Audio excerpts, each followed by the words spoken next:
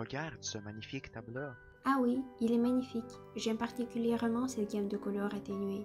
Les coups de pinceau lumineux glissent sur la toile d'une manière vivante et énergique. Nous ressentons en flou l'éphémère, l'imagerie, les impressions fugaces, la variabilité et le dynamisme qui sont des caractéristiques de l'impressionnisme. Et je suis d'accord sur que la femme est belle dans sa simplicité et son naturel. Il n'y a ni trait inquiétant sur son visage, ni de posture appartenant à la vanité aristocratique des bourgeois. Elle reste elle-même avec sa vivacité, son ardeur, sa ferveur infantile et sa curiosité. Au premier plan de l'œuvre se trouve une jeune modèle. Elle est vêtue d'un chemisier bleu clair et blanc et d'une jupe beige moelleuse avec une large ceinture bleue. Le corps clair de la femme contraste avec le fond sobre. Sa peau, en reflétant les moindres réflexes, lui donne une ressemblance avec un bouton de rose. Il n'y a pas de profondeur psychologique particulière dans son caractère, seulement un éclat de regard vif, un sourire léger et imperceptible. Renoir, à sa manière, idéalise le monde par aspiration à la sérénité, par amour de la vie.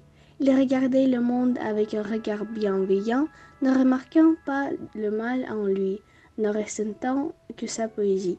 Le tableau fait en regardant oiseau, peint en 1866, est l'une des premières œuvres de Pierre-Auguste Renoir. Au cours de cette période de sa vie, l'auteur a été à la recherche de son propre style. Dans les premières années, Renoir a été influencé par la créativité des Barbizondiens. Par conséquent, dans ses peintures, il y a des palettes de couleurs sourdes comme chat un certain nombre de maîtres hollandais. Dans la nature, on peut attraper l'immobilité, la vivacité et la variabilité. L'atmosphère générale des peintures est calme. Lise Tréhaut, modèle bien aimé de l'artiste. Lise a posé pour 2 d'œuvres d'auteur peintes de 1866 à 1872. Tellement épuisant de poser. Je serais heureuse si nous nous essayions et parlions de cette merveilleuse nature de ce lointain ciel bleu. Et à cause de ce tableau, tu as complètement oublié comment parler. Ma réflexion sur la toile était réellement distrait la réalité? Jean Rival, je commence à devenir jalouse. Mon chéri, qu'est-ce que tu voudrais transmettre aux spectateurs par cette peinture?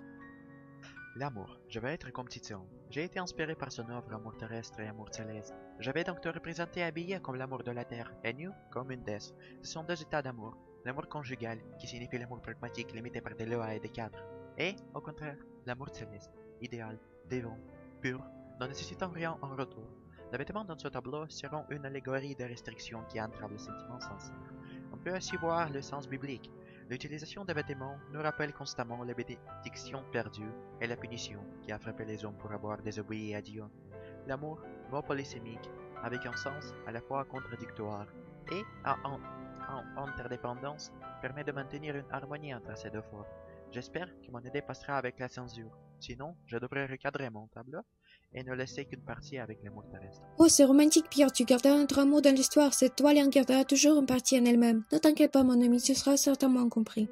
Tu me soutiens toujours. Je te promets que tu seras ma principale muse et que je t'aimerai toute ma vie. Je t'aimerai aussi. Apparemment, la société n'a toujours pas accepté son tableau, et il l'a coupé. Oui, désolé, mais Renoir et Lise avaient un véritable amour et ils étaient heureux.